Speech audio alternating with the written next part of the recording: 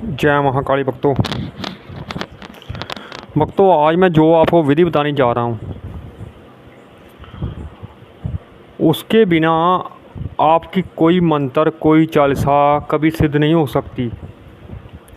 और ये जो तरीका बता रहा हूँ मैं हवन का, भक्तों हवन में ऐसे ऐसे मंत्र हैं कि हमें उसका जाप करने की ज़रूरत नहीं पड़ती, सिर्फ हवन से ही वो सिद्ध हो जाते हैं। लेकिन उनकी वीडियो मैं बाद में पाऊँगा। पहले आपको ये बता दूं कि हवन किया कैसे जाता है, क्योंकि आप देखते होंगे कि पंडित वगैरह हवन करते हैं, बहुत से मंत्रों का उच्चारण किया जाता है उसमें, लेकिन हमें समझ तक नहीं लगती, इसलिए हम हवन कर नहीं सकते। लेकिन मैं जो विधि बताऊंगा आपको, उससे आप खुद ही हवन कर लेंगे।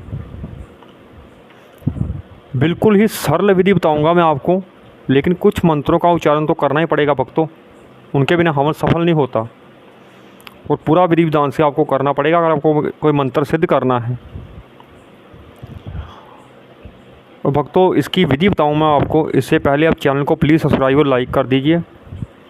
भक्तों समय नहीं होता हमारे पास इतना कि वीडियो बनाते फिरे हम, क्योंकि मैं उन लोगों में से नहीं हूँ कि जो किताब से वशीकरण की किताब ले ली एक और वशीकरण के मंत्र डालते रहें और लोग उनको गुरुजी करते फिरते हैं।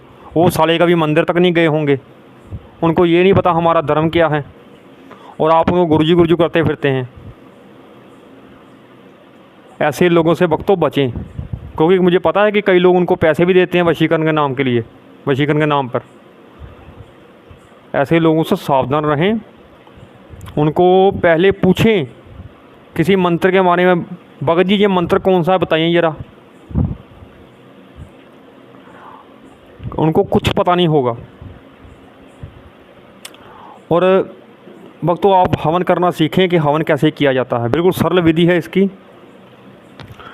आपने क्या करना है, एक कंडे की ज़रूरत पड़ेगी आपको, कोई हवन सामग्री नहीं लेनी है आपने, क्योंकि मंत्र सिद्धि के लिए कोई हवन सामग्री की ज़रूरत नहीं पड़ती।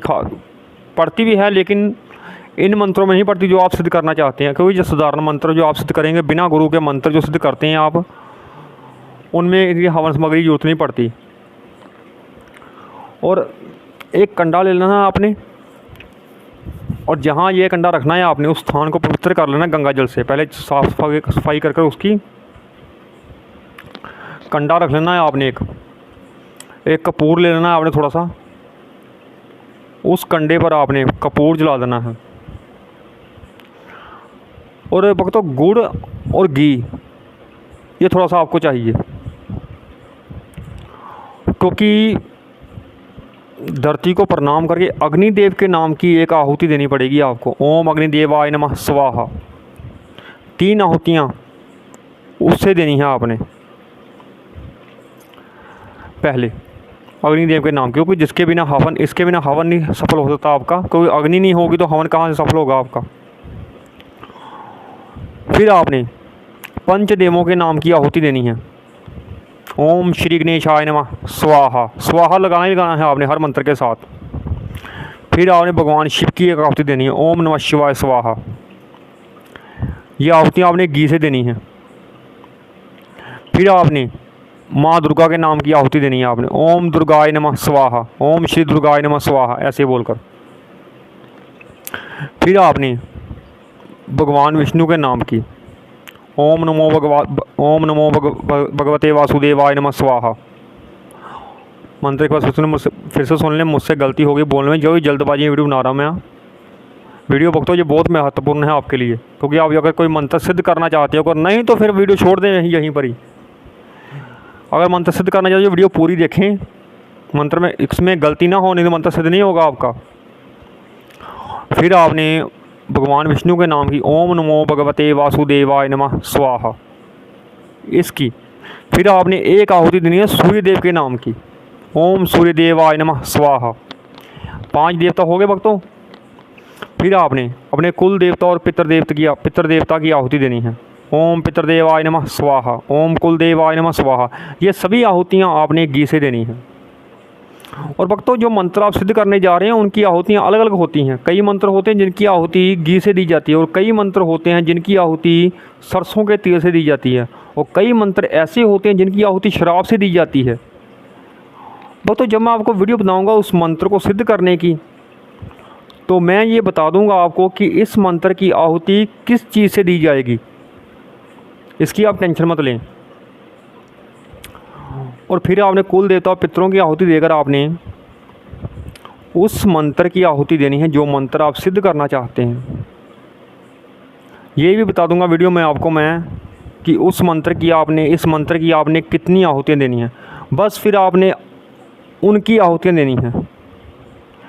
जैसे कोई मंत्र ओम क्रीं कालिकाय नमः स्वाहा, जितनी मैं उस वीडियो में बताऊं कि इस मंत्र की इतनी आहुति देनी है फिर सिद्ध होगा। और चालीसा के पाठ करने आपने इतने पाठ कर कर आप चालीसा के आहुतियाँ देनी है आपने, और किस चीज़ से देनी है वो भी बता दूंगा मैं आपको। बस इतना काम आपने करना है भक्तों। ये जो आहुतियाँ बताई हैं मैंने भक्तों ये बहुत जरूरी होती हैं। भक्तों एक आहुति मैं भूल गया हूँ, नवग्रह की, इनकी भी आहुति देनी है आपने। जो पंचदेवों की आहुति दे रही हैं आप, तो नवग्रह की आहुति भी दे रही हैं आप, एक या 3। ओम नवग्रह आय नमः स्वाहा, ओम नवग्रह आय नमः स्वाहा। इस मंत्र की आपने 3 आहुतियाँ दे देनी हैं। इनका अलग से ये मंत्र बहुत अलग अलग मंत्र हैं, एक आहुति भी दे सकते हैं आप अलग अलग नवग्रह के नाम की, ग्रह के नाम की। जैसे सूर्यदेव हो गए, शुक्र हो गए, शनि हो गए, राहु केतु हो गए, इनकी आहुति अलग अलग भी आप दे सकते हैं। लेकिन आप अगर एक ही मंत्र से देना चाहते हैं, ओम नवग्रह आय नमः स्वाहा, ओम नवग्रह आय नमः स्वाहा, ऐसे आपने नवग्रह की भी आहुति देनी है। मंत्र सिद्धि के लिए भक्तों कोई विशेष आहुतियों की जरूरत नहीं होती, कोई मंत्र उच्चारण की बहुत ज़्यादा की जरूरत नहीं होती। ऐसे ही आप हवन कर सकते हैं मंत्र सिद्धि के लिए। क्योंकि जो शावर मंत्र होते हैं भक्तों उनकी बात अलग होती है, वो तांत्रिक वृत्ति में आते हैं।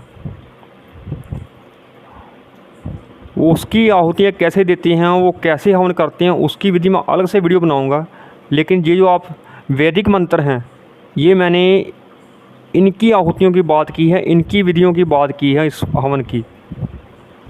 भक्तों विधि पूरी तरीके से सीख लें, क्योंकि इनके बिना आप कोई मंत्र नहीं सिद्ध कर सकते। और मंत्र सिद्ध करने के बाद पता कैसे चलता है कि मंत्र सिद्ध हुआ है कि नहीं हुआ, इसकी वीडियो बनाऊंगा मैं अलग से। और कुछ ही पूछना हो कमेंट कर सकते हैं। जय महाकाली।